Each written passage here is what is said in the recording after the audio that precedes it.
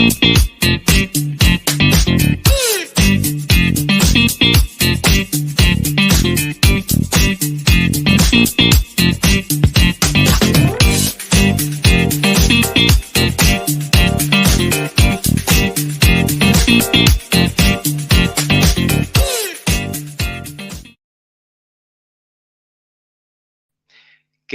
evening and welcome. Apologies to those of you that were waiting for an 8 o'clock start.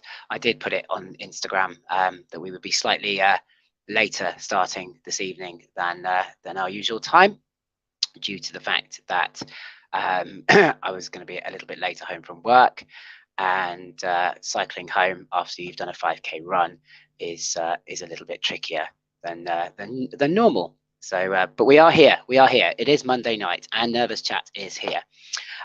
Tonight's guest, some of you may have heard of. She is part of the Theme Park Jam blogging setup, as well as a prominent member of the coaster community, traveling all over. She's been to so many places that I've been quite envious of, and especially during Halloween. Some great stories on Instagram and that I've seen coming from her visits to European scare attractions as opposed to just the UK ones. And I was fortunate enough to actually bump into them at Laura and her partner at Chessington when we were doing Halloween, and it was nice to meet them in real life. So without further ado, without further delay, let's welcome Laura to the studio. Hello. Good evening, Laura. Good evening. How are you doing? I'm very well, thank you. Bit sore. How are you? Oh, yeah, I must admit I'm a bit achy. Although I do feel like I don't have any reason to complain. I only ran half what you ran. No, but you did a fantastic time, so you're bless you. But I mean, obviously, congratulations on completing the 10K. I know you and I have talked quite a lot over Instagram throughout our training. Both expressed concerns that we might not make it alive. Both fell off the training wagon over Halloween. Yeah, definitely.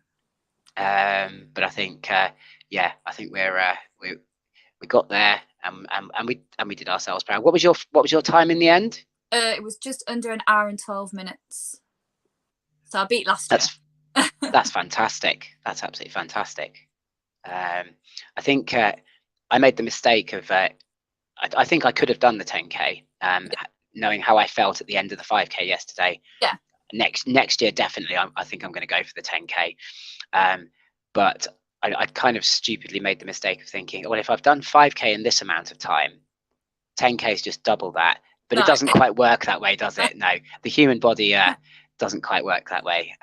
So yeah, so I think it might take me a little bit longer than double my time, but I think I'd quite like to do that. Good evening to all the people watching tonight. We've got Coaster Chicken in the studio, Danny and Jamie from Danny and Jamie Vlogs. The Coaster Capturers are in, Coaster Tog's in, Sam. So yeah, we've got quite a few people in tonight. Thank you all for being patient and joining me a little bit later than our normal time. As I said, I did try to put it all over Instagram as much as I could. Before we obviously talk a bit more about the run, I thought it'd be quite nice to do a bit of a shout out to all the people that I'm aware of. I'm sure there's going to be people that I miss from the theme park community that did actually run. Yeah. So these are just the people I know. Obviously, Laura, yourself, congratulations, fantastic on the 10K. There's also Abby from Parks and Pints, who also ran the 10K on the Saturday. I've got Stubwood from Stubwood YouTube, who did the half marathon yesterday. Wow. Yeah, which I was I don't know, that's some kind of level of craziness, that is. 5K runners, I've also got Dale Coaster Capturer, who's here. Sam Coaster Tog also ran it. Steve from Thrills and Food. James from Coaster Chicken. Lindsay Coaster Hen. Charlotte from Theme Park Worldwide. Coasting Dan there, and obviously myself. massive congratulations to everybody that ran. You know, I think it's oh, and Rans from Rans Adventures did the 10K. I'm just being told now in the chat here. I'm just going to call some of these up now. So as I say, I think the fact that so many people from the theme park community took part, you know, it was absolutely phenomenal. And I just wanted to give everybody a shout out and say well done to that, because you know, it was no mean feat. I can testify it was no mean feat. Yeah. So you know, anybody that did the 10K and the half marathons, well, you've got hero worship from me right now. So how did you find the run? Because was your route the same as ours, just doubled? I'm not sure. What was your route? I didn't look at the 5K route. So we went obviously from Towers. Yeah. From the Towers out to Dark Forest. Yeah. Looped around Dark Forest. Yeah. Then across to X Sector. X Sector, that's it. But we didn't go into X Sector. We kind of steered past X Sector. Yeah. And then we did all the way around CBBS, cutting through the Showtime area. Yeah. And then it was up into Mutiny, past Mutiny Bay, up Katanga Canyon. Yeah. Up round the back, out into Forbidden Valley, out into the car park, past Galactica, a little loop around the car park, back in, and then where did we go from there? I can't even remember. Do you know what? I'm struggling to remember. And then I think it was back to Dark Forest, another lap round Dark Forest. Yeah. And then back through the alleyway through the Towers and to the finish line. Finish. So sorry, what was that? I didn't catch that bit. Same, but we went into X Sector, so we had to come up the hill. That was our first bit. But when we left Alton Towers, we went, you know where the coach park is? Yes, yeah. We'd run like out of Forbidden Valley, and then I can't remember. It was so different to last year. There was like 4 more hills in it. Out of there, like down the main road where you'd come in, round Express car park, then up as if you were driving into Alton Towers. Then we went to we went all the way to the Stargazing car park, if anyone knows where that is. I think I know where you are, yeah. Yeah, then we went round Enchanted Village, up there into the Splash Landings car park, and then around the Galactica car park, and then back in. Wow. So yeah, it was very hilly. Yeah. That, I mean, we were talking because obviously a few of us that I named there were sort of a group run, if you like, and we thought that we might have to go down into X Sector and come back up that hill. Yeah, and we were all like, no, that would be the worst hill possible to have to try to run up. And then we realized that obviously the 5K didn't do that. It diverted past X Sector, and we were all like, phew. I mean, Katanga Canyon, that was the one I expected to be the worst hill, and actually I don't think it was the worst. I think the bit into Nemesis, Forbidden Valley, was probably slightly worse. Yeah. And I know after the second loop around Dark Forest, that bit running up underneath the Rita Bridge seemed like a phenomenal hill. It was probably just because it was towards the end and it was the last incline, if you like, but it really did seem quite a hill as we were doing it. But I think, I mean, I thought it was a really nice route. You sort of, although they were all areas that we'd all seen before, it was nice to see them in a different way. Yeah.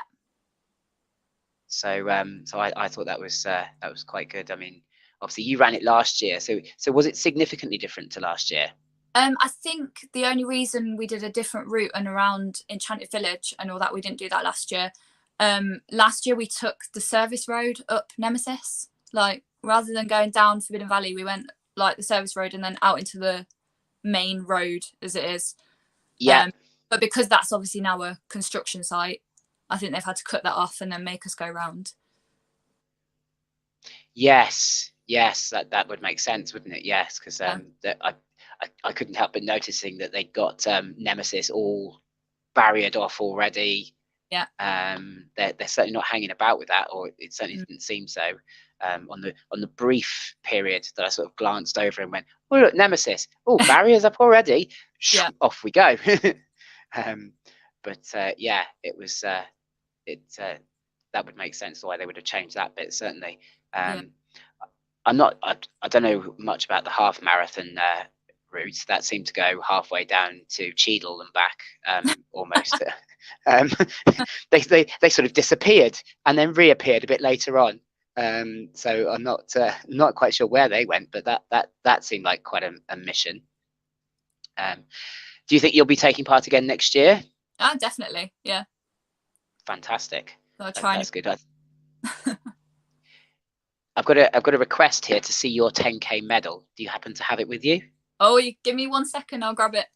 Go for it. Go for it. I mean, Nick.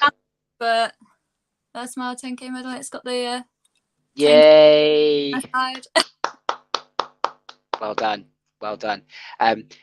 Nick's just from Walking with the Woods has just asked, obviously, the question that I just asked you, which was the 10K just double the 5K? We've just established, Nick, that there was actually a route variation for the 10K that included running down into X sector and back up, and some extra bits around the car park out to Enchanted Village, and those sort of bits. So it was so there was some variation there, which was probably quite important, because I know for me, one of the things that was motivational was everything I was seeing was new.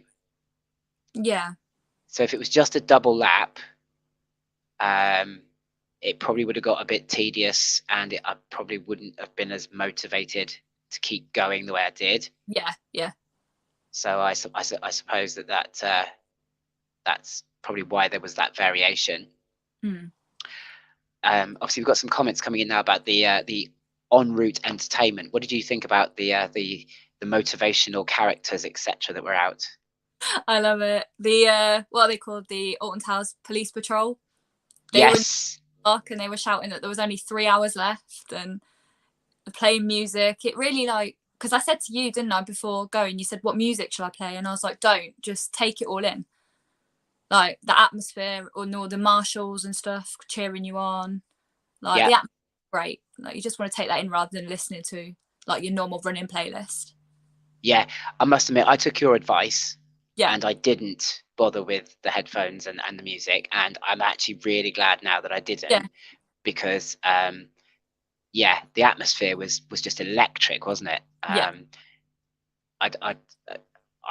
must admit, every time I ran past people, spectators, the cheer was so, was so empowering. I felt like I was a celebrity doing it. It really was that kind of, everyone cheered everybody, which was absolutely brilliant, and it was just it was an electric atmosphere. I really did think it was great. Some people were a bit disappointed that the Teletubbies weren't there, that we were promised. No way. We did, but the issue was everyone stopped to take a photo, and I just wanted to run. I wanted to get my picture. So it was like clogging up CBeebies land, but it was all. I got a high five from Dougie as I came through CBeebies. That was quite entertaining, and I'm really hoping I wore my GoPro. Yeah. For the run, so I'm quite hoping that I actually managed to capture that high five from Hey Dougie, because I think that'd be quite entertaining. Yeah. But yeah, as you say, and then there was the pirates out cheering, and then there was some characters as we were coming through. I want to say it's sort of haunted, hollow type sort of area. There was some characters there as well that were. Yeah, that was it. Yeah. And I just thought it just really added, didn't it, to the atmosphere. I think it was just a great event. I think they really did us proud with that one. So And then of course, obviously, we got to do the rides afterwards, which It's a bonus. is always a bonus, absolutely. And although I must admit, I right at the end of the day, I was determined. I hadn't managed to do Smiler in the Dark, and I was determined to go and do Smiler in the Dark. Yeah. And I checked the time, and it was 6:25. And I was like, I've got 20 minutes. And I was over by Wickerman at this point, and I was like, right, I've got to get over there, because if there's not enough people over there, they might close it up early or whatever. So I decided, in my infinite wisdom, to run from Wickerman all the way over to X Sector, which, on reflection, may not have been the greatest idea I've ever had. But I did actually get there in time to get my dark ride on Smiler. So I was happy. That was basically my last ride of the season now. So I'm quite happy that I managed to get that. Did you manage to get many rides in, or? We did quite a few, yeah. Smiler was down for most of the day. It did open up once it got dark, so we did get a night ride on that. A couple on Wickerman. It's just sad there was no Nemesis. It felt weird not riding Nemesis, but Yeah, absolutely. I must admit, it was kind of we didn't go to Forbidden Valley in the end, because there's no point. There's not really much point, is there?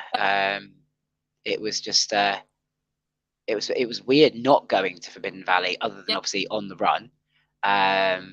But it was just, there was just no point to go there. Galactica's okay, but I wouldn't choose it if there's other rides available with the times and the queues that they had. Yeah. So we just didn't bother. And I sort of feel a bit bad, maybe, but because Galactica's not a terrible ride, as I'm sure you'll agree. Yeah. But it's, it just doesn't have enough of an attraction, does it, for to bring us not walk all the way over there. So yeah, exactly. I don't know if you noticed it. One minor criticism I had was about being able to overtake other runners. Right. And I know a few other people noticed. Particularly for us, there was a section where it was a very short section where the 5K and half marathon merged. Yeah. And they were, the half marathon runners were told to stay to the left to let the 5K runners through. Yeah. Sadly, they chose to ignore that instruction.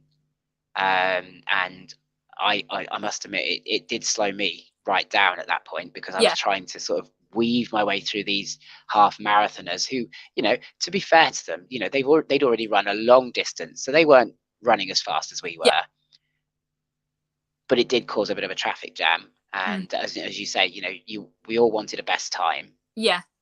And sadly, that didn't help the situation. Yeah. But I suppose you didn't have that, because you didn't have any other races running concurrently, did you? We had the kids race. Oh, okay. And we met them. I was about 9 kilometers, and they came running past Battle Galleons.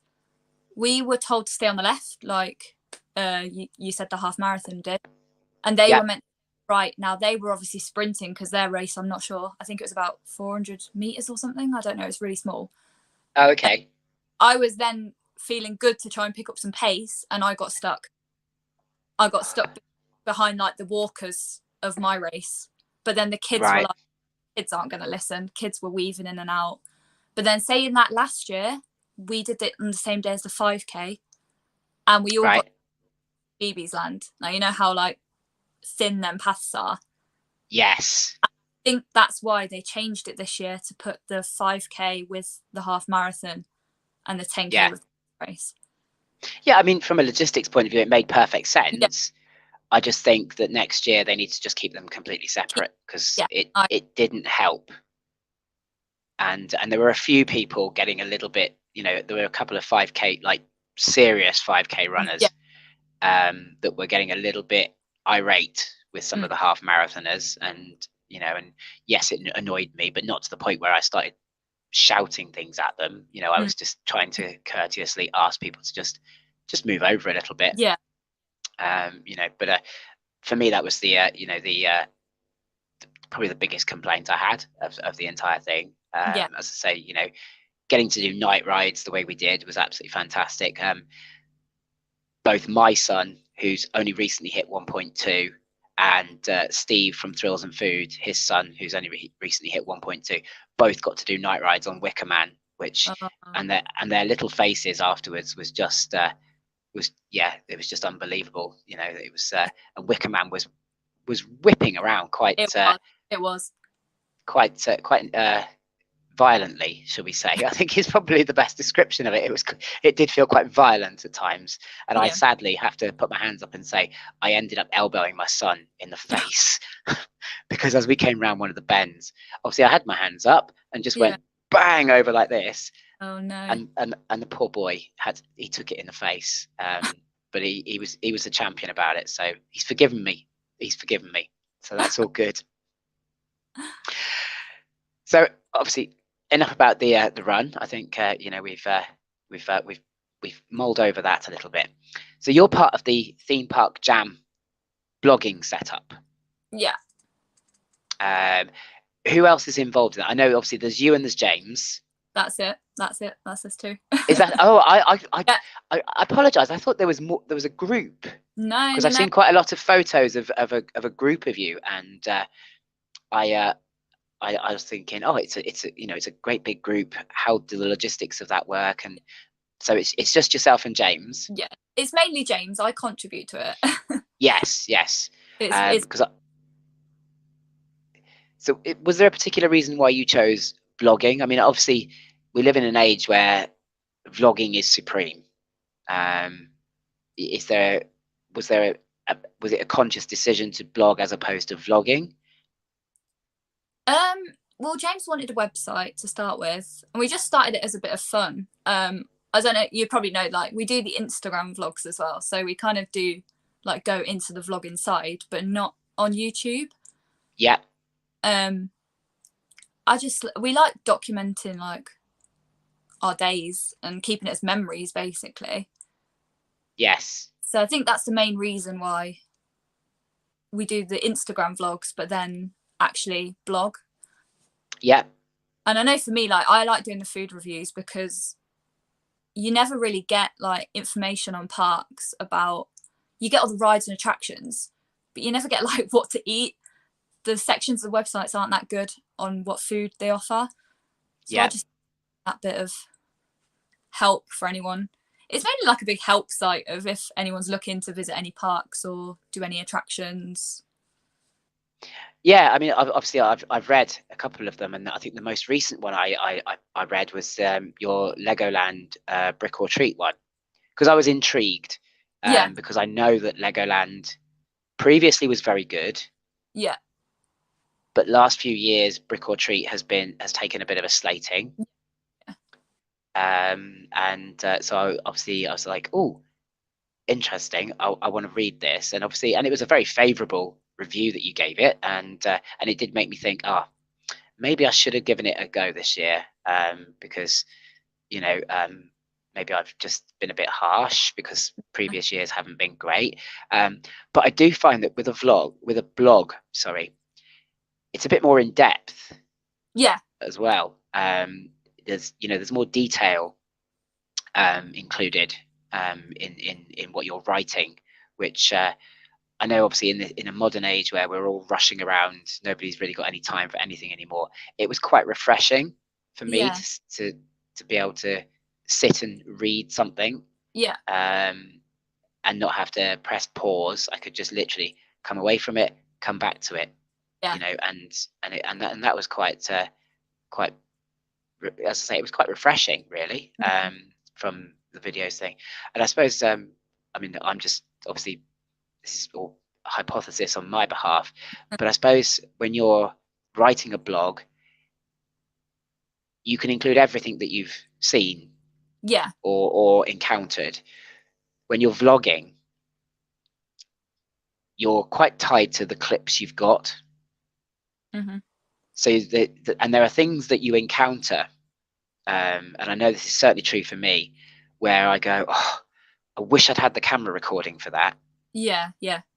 and and you just think, I would love to have put that in the vlog, but I Yeah. can't because I don't have any footage of it, and whereas the blog, I suppose, gives you that benefit of actually you can just write about it.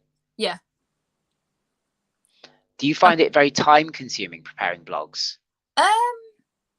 No, because we kind of take notes when we're either at an event or just like straight after it. Right. Like reword it into a blog. It doesn't take that long. Okay. I just wondered whether it was very time consuming, or because I mean, No. obviously, editing a vlog can be very time consuming. Yeah. Um, it's so far I'm at 2 weeks editing my Chesington vlog, only because other things keep getting in the way. So Yeah. I will eventually get Halloween vlog out, um, but yeah, it can be very time consuming. Yeah. But I just wondered whether sitting and typing everything up was more time consuming. No, not really, because we have it on our phones. Like it's a app, so we can be sitting on the train coming home from an event or anything like that. And we always go, Okay. so it doesn't always come out straight away. We'll always like tweak bits, and then I do the proofreading, and then we'll put it out. It was just Halloween where it was pretty constant after each event, just because we were on.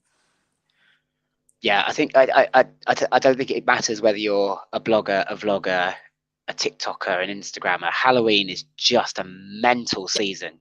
Yeah. Absolutely mental. I mean, I only did 3 parks, but I did them in the space of 8 days. Yeah. And trying to bang out the vlogs, and as well as obviously hosting the show and various other bits and pieces. It was just it was quite it was quite tiring. I must admit, I came out of Halloween going, oh, and now back to running training. It's like for us. Yeah. Well, as I said, I know obviously you and I have spoken quite a lot about running training and things, and Yeah. we were both like, right, Halloween's over now, right, back to running. It was all just a bit crazy, wasn't it? Yeah. I mean, obviously, I'm intrigued as to, is there a way of measuring how many times your blogs are read? Obviously, YouTube gives us all this information. It just Yeah. feeds us all these analytics. I don't know how blogging works, so you're gonna have to treat me like an idiot. So is there a way of measuring how often it's read or visited, or? Yeah, so there is a stats page, so you can see exactly how many views you get a day, and or over months or years, or how many, and you can even see like what countries. It's pretty much the same as YouTube, where you can see what countries, like the age limits of people. So it's pretty similar in that sense. Oh, that's good. Because I did wonder whether it was just you post it, put it up on the website, Yeah. and that's it. But I would, I would have been very surprised if there was no way of measuring it. But it's good that you can see that. And do you find that it's? I mean, I suppose it's hard to gauge, and it's a massive question to ask. But do you find that it's still as popular as vlogs for views? Probably not for like vlogs and YouTube, but it does bring views because it goes on Google. It's like my pizza pasta review that is on Google, so it gets views pretty much every single day, and I wrote that last year, I think. Okay. So I do still get the views, probably not as Yeah. much as YouTube would, but it's more about like the sharing it on different platforms. Like if it goes on Facebook, and then that'll then share to Instagram, and we get views that way. So Okay. That's good. I'm getting a lot of comments, as you may or may not have seen coming through, about you exploring the food side of things a bit more often, because I know people who are vegans. Sam Coaster Tog, his wife is vegan, and yeah. I know that the availability of food out there is quite limited when it comes to theme parks. Yeah. So to have, maybe, I don't know if it's an idea for you for the future, to have a completely separate theme park food blog or vlog, Yeah. or however you wanted to do it. I think a Yeah. lot of people would find that really, really useful, because, as I say, there's so many dietary requirements or dietary choices these days. You know that, but it can be quite hard to stick to those choices or those restrictions, if you like, when you're in a theme park. Yeah, definitely. I know certainly for me, I quite often, one of my favorite diets is I go on a high protein, low fat diet, which means I can't eat at a theme park. Yeah. End of story, because nothing falls below the fat content I need when I'm doing that. So I always end up having to take things with me. But Yeah.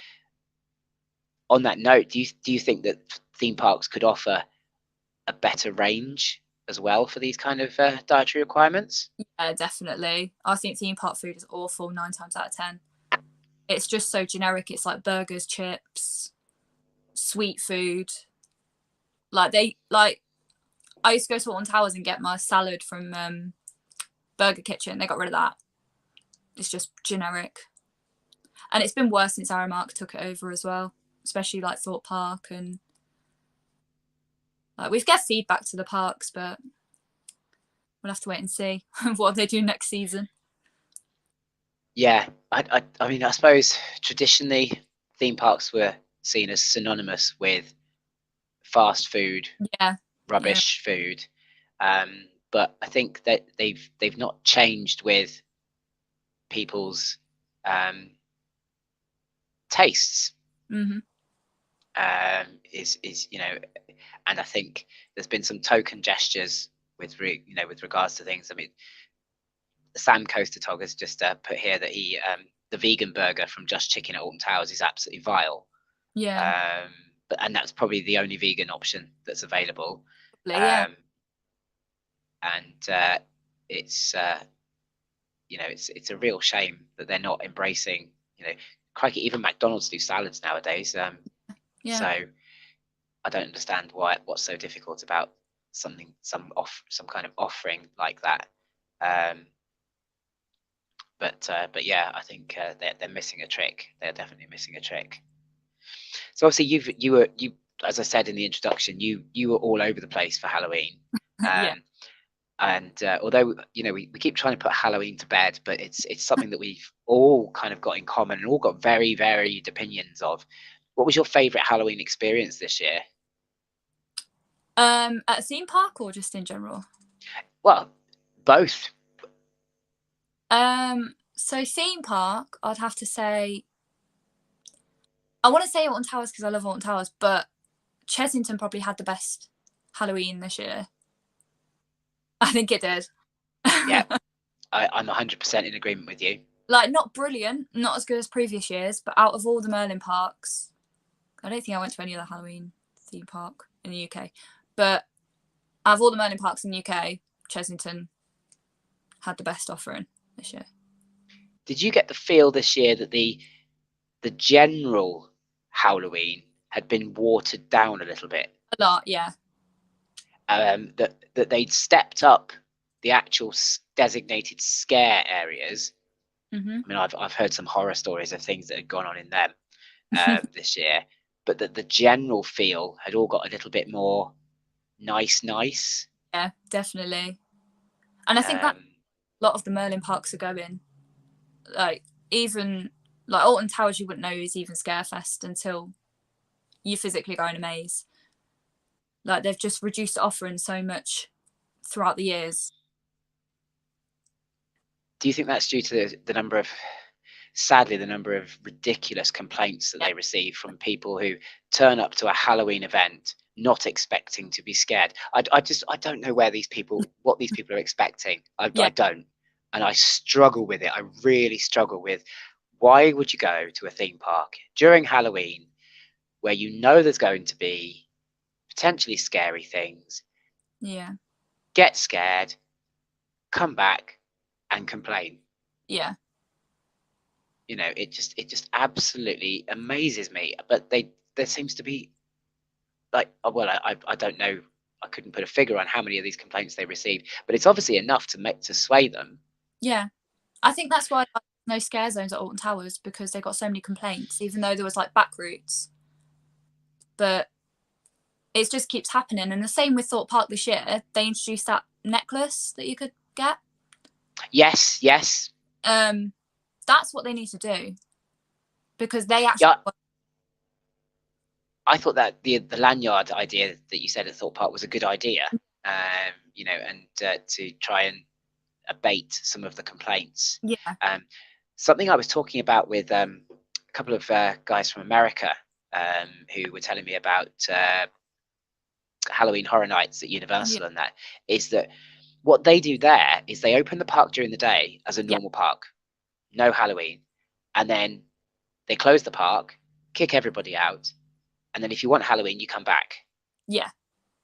And I thought, what a great idea that is, because then I suppose it totally avoids that situation of having people in that don't want to be scared. I mean, Yeah. it's Halloween, but you know, Yeah. apparently there are people who go to parks during Halloween that don't want to be scared.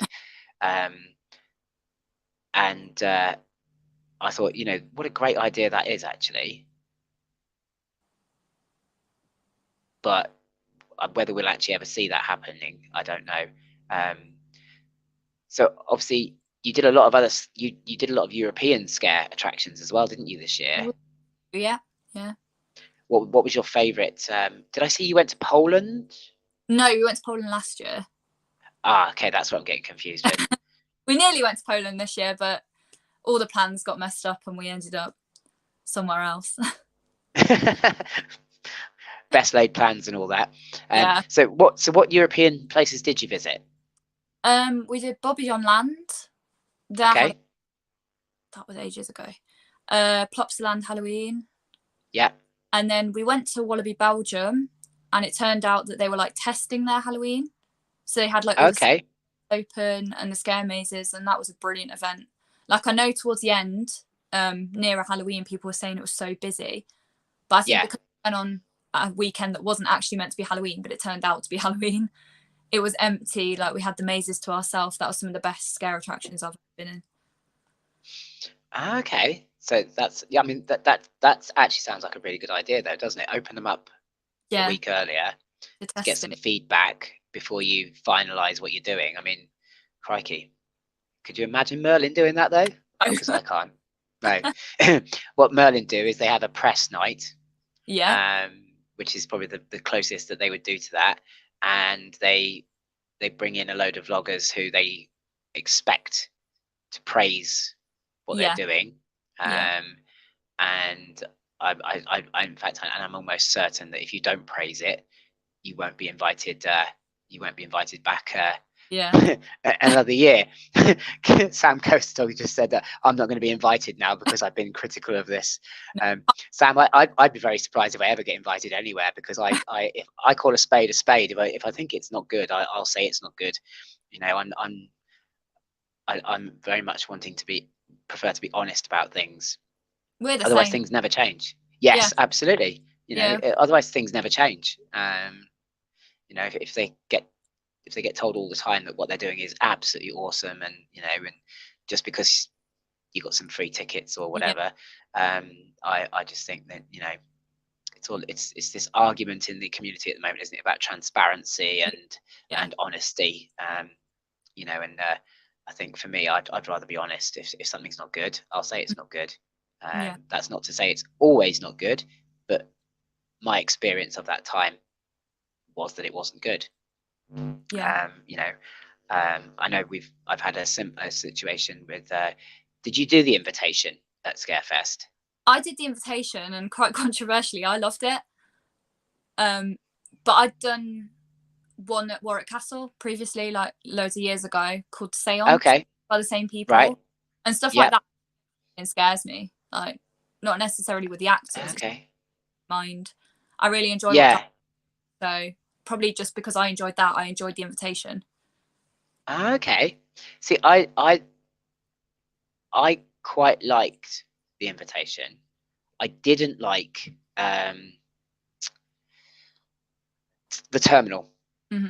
Terminal I thought was poor. It was very poor because it was all sound. Right.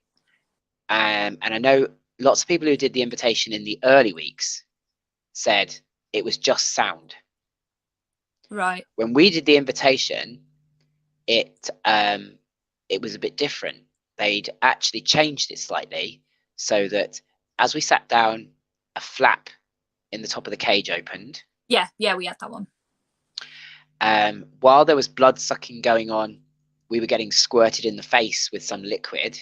Yeah. And then when they turned the lights back on, there was actually a vampire in the cage trying to escape, trying to persuade us to let her out.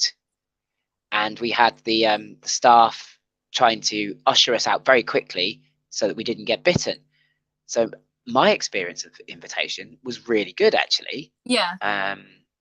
But I appreciate it didn't have all those effects in the beginning, which is why somebody else's experience in the earlier periods would have been it was a load of old tosh. So it just shows, doesn't it? That just little things like that can change a whole experience. So it was a completely different experience, and I had the privilege of going with James from Coaster Chicken, who you quite probably know. And he'd done it opening weekend where none of those effects were there, and then did it with me when all those effects were in place, and he said that it was a completely different experience. And he actually felt slightly unnerved. I wouldn't say scared. I don't think he gets very scared about horror particularly, but he certainly said he felt a bit unnerved because he had it in his mind. Well, this is what I've done this previously, and this is what it does, and it didn't do that.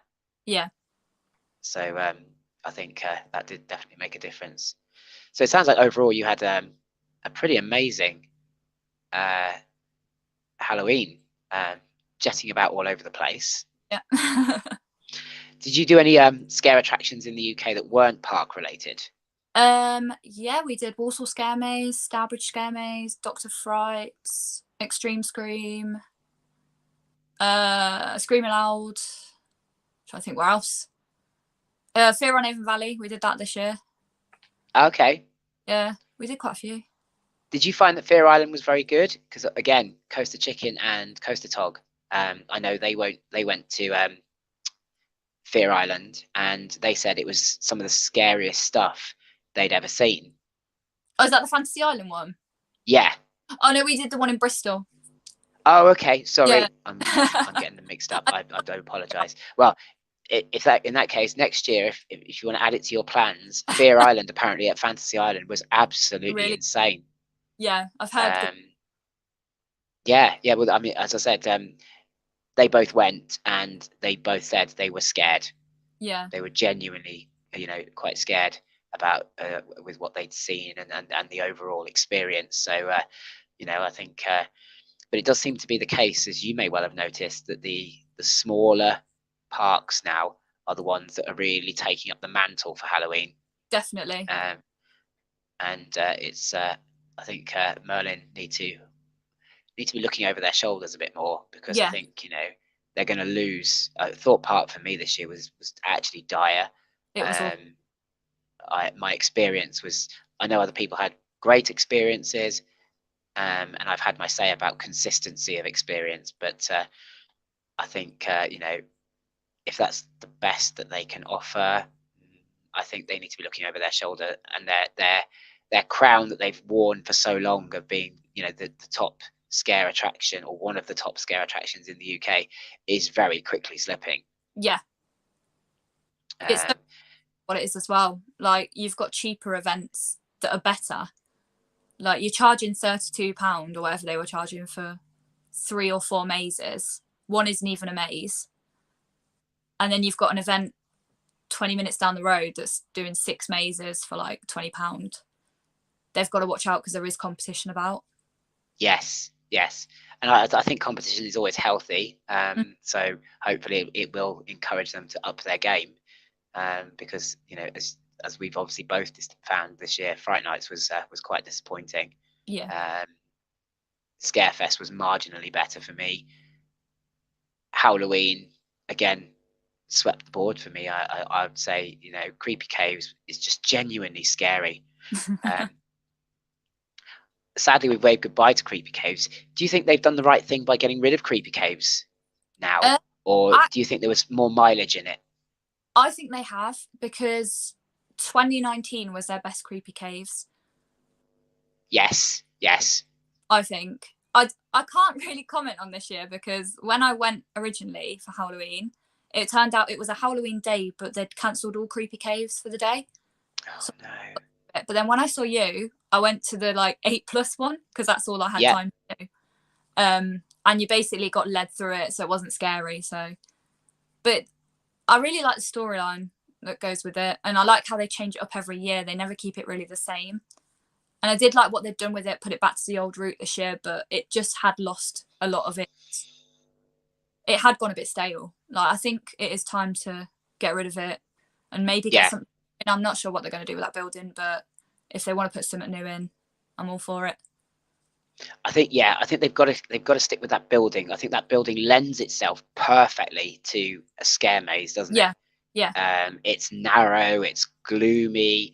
I bet it naturally smells quite damp, yeah, and quite sort of, I don't know, eerie, if you like. yeah, And I think I would agree. I did Creepy Caves in 2019 actually, and I remember coming out of there absolutely terrified.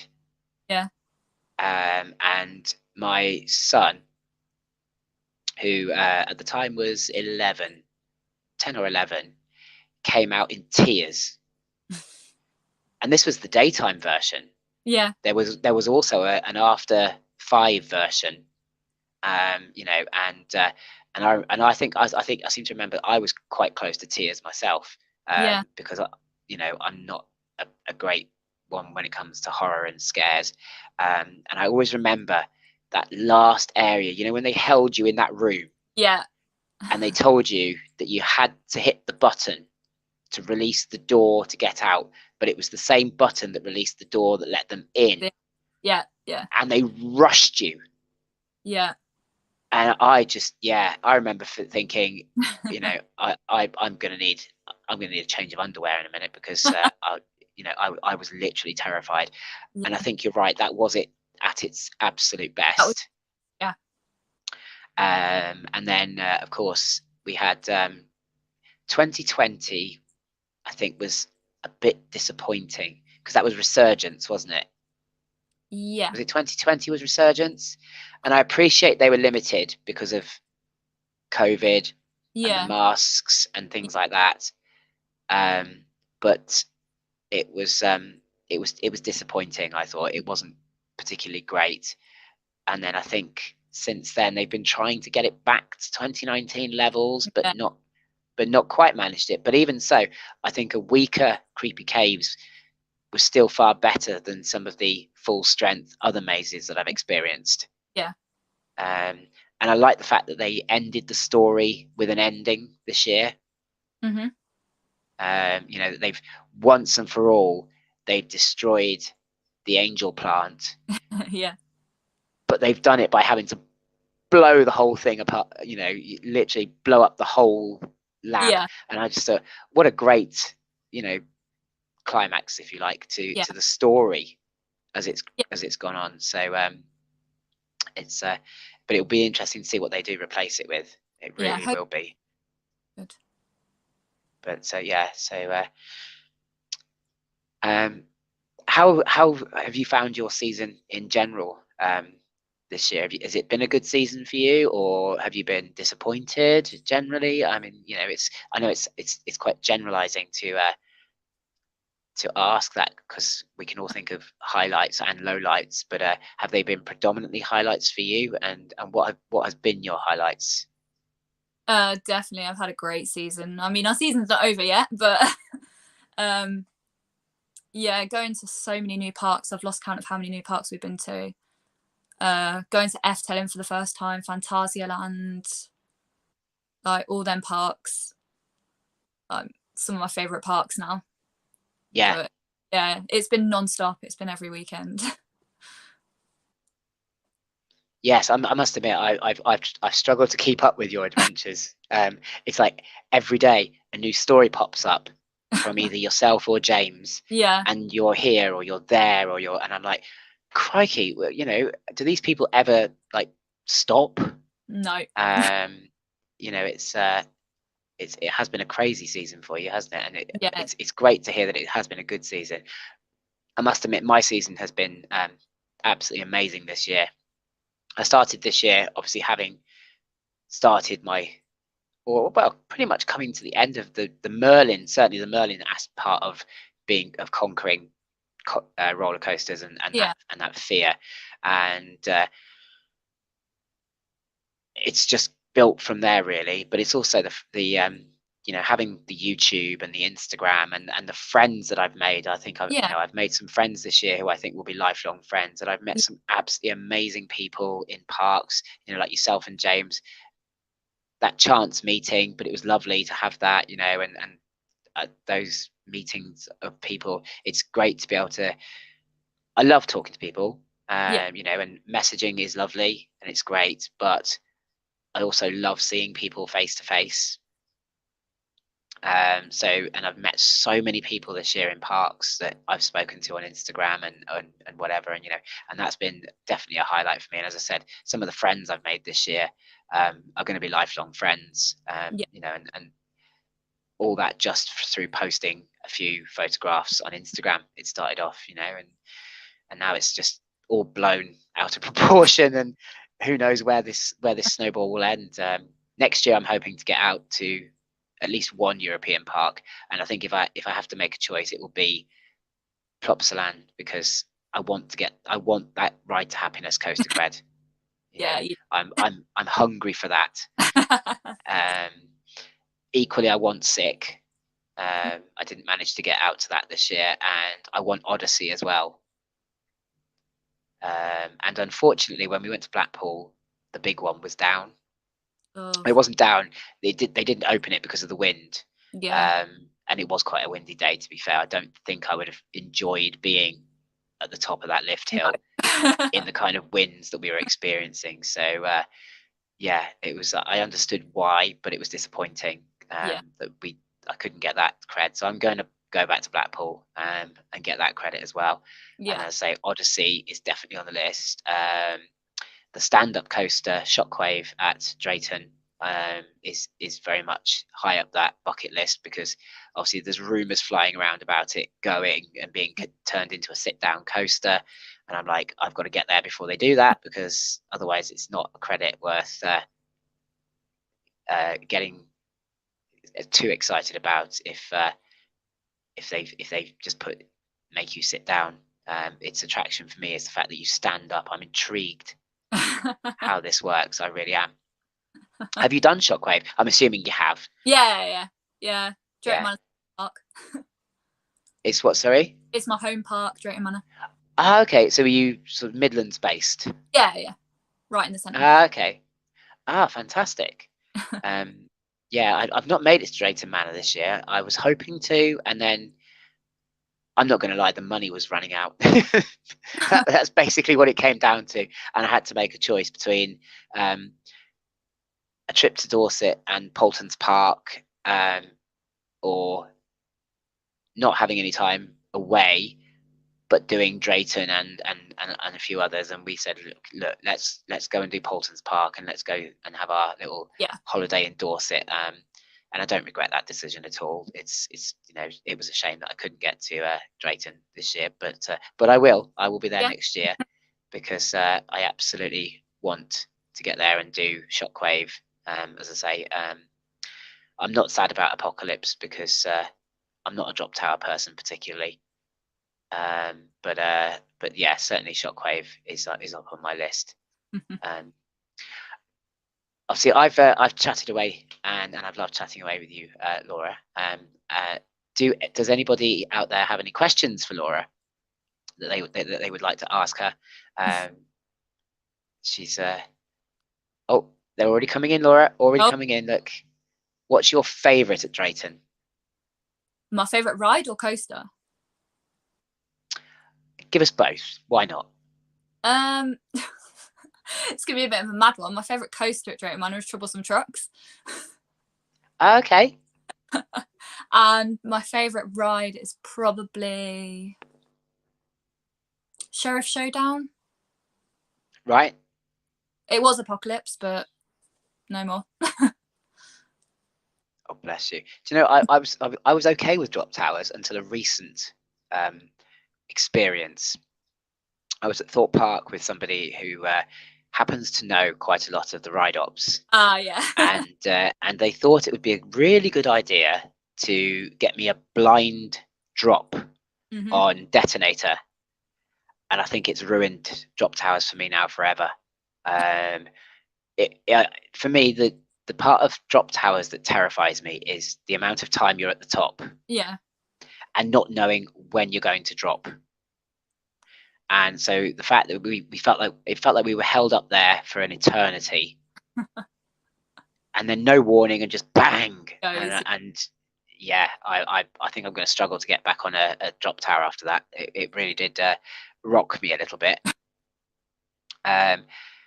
So what else have we got here? We've got your favorite movie. That's Dale's favorite question. He asks every guest. Coaster Capturer wants to know everybody's favorite movie. It's got to be the Saw franchise. That's my favorite. Like, I don't have a favorite Saw. Maybe Jigsaw, but the Saw franchise is definitely my franchise. Okay, I don't know why I didn't necessarily have you down as that as a sort of a horror movie fan. The only thing I watch horror. Is it really? Pretty much, yeah. Oh wow. Recently, See, my style, but okay. I must admit, I'm not a huge horror fan. As my score in the Walking with the Woods horror movie quiz the other week will testify.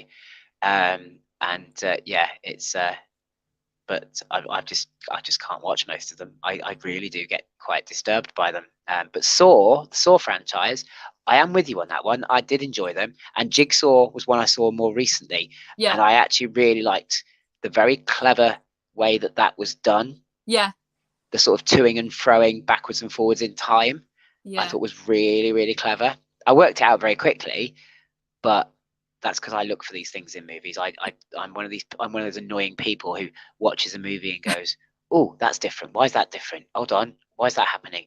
And I work it out quite quickly. But it was a very good one. Danny and Jamie are asking me. I think it's Jamie from Danny and Jamie vlogs. How many pins are on that huge corkboard behind me? I haven't counted them recently, Jamie. So I'll tell you what. I will count them just for you, and I'll let you know. There is a lot. Um, they are one of the things that I do collect. So we're. What is your favourite theme park food from Coaster Chicken? Oh, if I'm talking an actual meal I've had in a theme park, it'll be the Charles Lindbergh 3-course meal that you get when you stay there. And where is that? Sorry, I Sorry, don't. It's where? Sorry, like you cut out there. Phantasialand. Oh, okay, right, okay. It doesn't surprise me that your favourite would have been at a European park. Yeah, To be definitely. absolutely fair, it's. I'm sure they're probably far better at theme park food than we are. Coaster Chicken's got another question for you. Oh. Best launch on a coaster? It's at a park in Germany called Hansa Park. Okay. Yeah, And, heard of that one. and I can't pronounce it, but it's like Fluk von Novgorod. Okay. That is the best launch that I've been on. Right. Yeah. Or Taron. Either of them. Yes. Yeah. Yeah. I have heard Taron was is a very good launch. From obviously, I've only done European, English, UK. Well, they might as well be English, but UK theme park launches, and I love Icon. Icon's launch is a nice launch. Yeah. But if you want some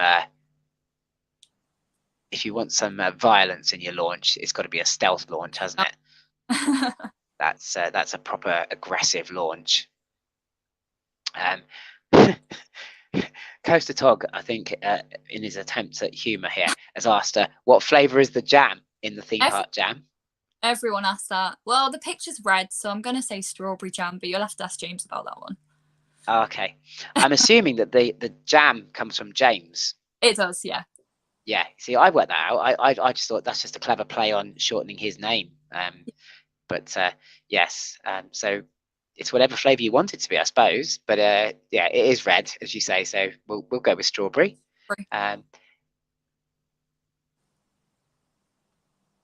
Coaster Chickens asks, have you seen Terrifier 2 yet? No. Is that in the cinema? I'm assuming. I'm assuming. Actually, I think I've heard of this one, and it's a really quite nasty horror film. If I'm my wife was telling me about this, and it's so bad. Apparently, people have been leaving vomiting and all sorts because it was so bad. And I suspect it's media hype trying to get people to come and see a film. Is if one person vomits, they'll put people vomit, and it's it'll get people going in on it straight away. Yeah. I'll never forget. Do you remember when all the stuff came out about the human centipede? Yeah. And everybody flocked to it, even though we were being told, don't watch it, don't watch it, don't watch it. So we all flocked to watch it. And that, I've got to be honest, that's one of the sickest film I think I've ever seen in my entire life. Because Jamie wanted to know how many pin badges are on your pin board. I've just seen it. It's over in the corner. That one. Yeah. That one. I don't know. And that's not all my pin badges because they now won't fit on that board. So. Oh wow. Yeah, I've got quite a lot.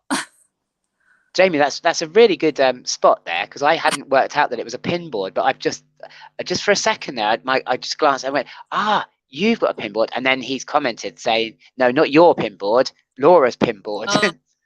Yeah, there's a lot.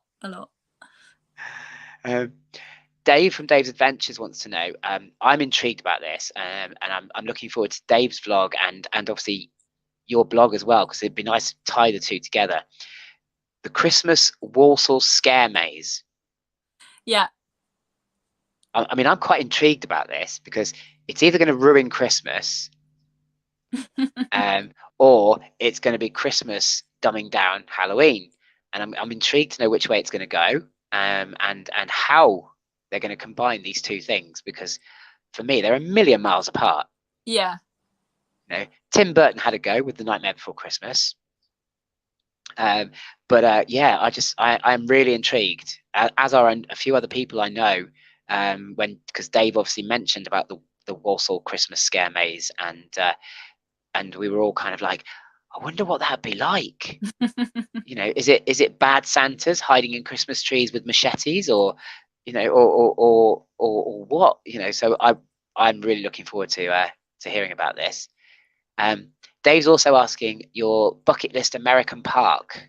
Oh, my bucket list American park is actually Dollywood. Okay. I'm a big Dolly Parton fan, so that's mainly why. Yeah. But of course, that's the one that had the recent train derailment, wasn't it? I don't know. No, that was Silver Dime, Silver Dollar. Sorry, not Dollywood. Dollywood was the one that's had the media issue with naming and gender identity, and just there was a big thing about hoo-ha, I remember, about Dolly Parton and the fact that she stood for the ultimate womanhood, but people were criticizing that, saying no, she doesn't, and yeah, I just remember there was a big hoo-ha going on in the media about that. It looks like an awesome park. Yeah. So I don't think a name really should make that much difference, but it's I suppose when you've got nothing better to argue about, why not argue about that? What's been your highlight of 2022? The coaster capturers would like to know. Ooh. Besides going to all these new parks and getting like some best roller coaster I've ever ridden, just like going to events, like even in the UK, like meeting so many different people, making brand new friends. Like you said, it's friends for life. Like these people I'm hanging out with outside of theme parks now as well. Yeah. I love the atmosphere. We tend to not go to UK parks to just go on the rides all day. It's like a social event, like, especially Yes, fireworks was a massive social event. We met so many people yes, there. yes. I didn't go to fireworks, and I kind of regret it now. But again, it would have been such an expensive trip for Yeah, us. You know, it's the petrol, and because it's an upcharge, and just, you know, all these things. I was just like, I can't justify it. But maybe next year I'll push the boat out a little bit. I don't know, and we'll see. Jamie would like to know, what will you vlog or get up to during the close season? ooh, well, we have a close season, but we've still got loads of theme park trips. So we're going to Disneyland on Saturday, and then Plopsaland and Efteling for Christmas, New Year. So Oh wow! there's still lots of content, if you call it that, coming up during close season. Yeah. Okay. So you're not even going to get really a break, are you? It's going to be a real sort of carry on. And I'm not going to lie and say I'm actually quite looking forward to a bit of a rest, if you Yeah, like. Obviously, you know, I'm not as young as I used to be, and I quite often refer to myself as the granddad of our friendship group, because I am the oldest by at least 6 years. And you know, and yeah, it's I'm tired at the end of this season. I'm not going to lie, I am tired, and I think it's going to be a case of having a bit of a break, regrouping, and getting ready for what I think next season is going to be even more furious for me yeah, now. You know, so many different new places, and yeah, I am intending to do the Merlin sort of indoor attractions, which is what I tend to do during the closed season anyway. You know, yeah, the Madame Tussauds, London Dungeon, Shrek's Adventure, because they're all just down the road from me. yeah. You know, it's 20 minutes on the train, and I'm there. So that's probably what I'll be getting up to during during that close season. But other than that, I think, yeah, I need a rest. I really do need a rest. It's really bad, but I'm feeling 44 the end of this year. So does anybody else have any more questions? I'm trying to flick through because literally the chat's gone absolutely mental.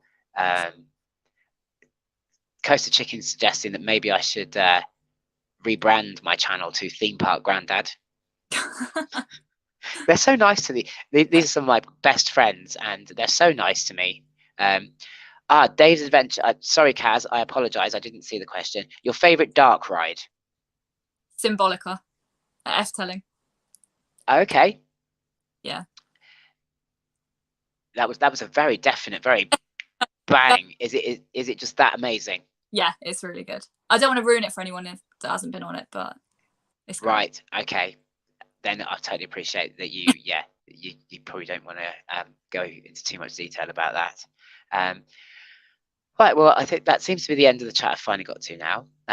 Laura, believe it or not, we've been chatting for an hour and 10 minutes, and it's been an Wow. absolute pleasure talking to you. And I really, really hope that I get to see you again during during next season. As I said, it was lovely to meet you and James at Chesington, albeit totally unexpectedly. Um, but it would be lovely to catch up properly and have a chat and maybe hang out for a day at a park, and just because I always like getting other people's impressions of things, you know, and comparing how I perceive something to how other people perceive. So that would be really, really good. I've included your Instagram and Theme Park Jam's web address in the description for the channel. So if anybody wants to go and check that out, please do. They are great in-depth blogs, sorry, and they're well worth a read, because they do give you a really, as I say, in-depth impression of what's going on, and what Laura and James have experienced, and it's very conveniently sort of broken down into sections like theming, and all that. So it's quite nice to, you can just pick into it and go, oh, what did they think of the theming on that? And it's just there under like a subhead of theming, which is, you know, absolutely fantastic. So please go and check those out. And if you don't already follow Laura, why not get and follow her? Laura, thank you so much for coming in. It's been, as I said, it's been an absolute pleasure. I hope to catch up with you soon at a park, and obviously I'll be talking to you incessantly on Instagram like we do. So but thank you so much for coming in, and I'll speak to you soon. Thank you. Bye. Take care. Bye. Bye. So there we go, guys. That was Laura. And next week I have Lee from Inversion Addicts. I couldn't think of the channel name. I swear my age is getting to me. Inversion Addicts. Lee coming in for a chat.